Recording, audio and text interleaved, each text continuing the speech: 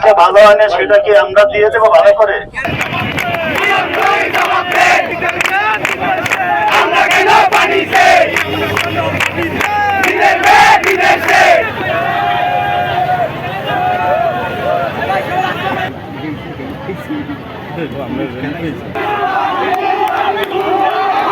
গত 8 বছর পর একটা পূর্ণ সিলেবাসের পরীক্ষা, আমরা কিন্তু কখনো এসে বলি নাই আমাদের অটো পাস দেন, আমাদের সংক্ষিপ্ত সিলেবাস দেন। আমরা হচ্ছে আপনাদের সন্তান, আপনাদের অনেকটা সন্তান ভাতিজা ভাগ্নি পরীক্ষা দিচ্ছে, আপনারা তাদের কাছ থেকে খবর নেন তারা কেমন পরীক্ষা দিচ্ছে।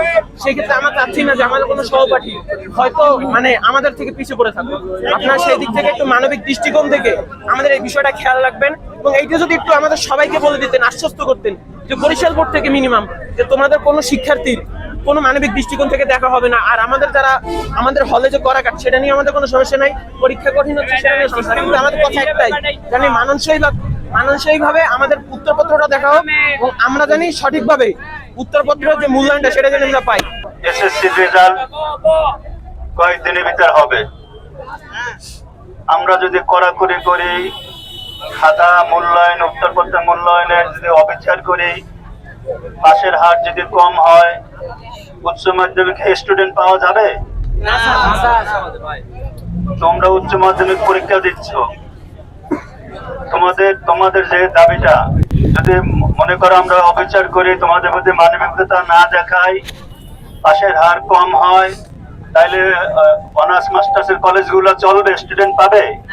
এই ভ্রান্ত ধারণা নিয়ে কেন তোমরা রয়েছে? পরীক্ষা ভালো হয় না সেটা কি আমরা দিয়ে দেবো ভালো করে? এই কথা বলতেছে আর পাশে আসো তো। যাবে না।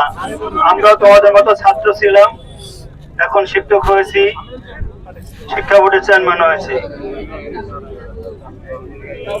ফিজিক্স প্রথম পত্রে ভুল ছিল, সরকার সিদ্ধান্ত দিয়েছে সেটা পূর্ণ মার্ক শিক্ষার্থীকে দেওয়া হবে, কোনো শিক্ষার্থীকে বঞ্চিত করা হবে না।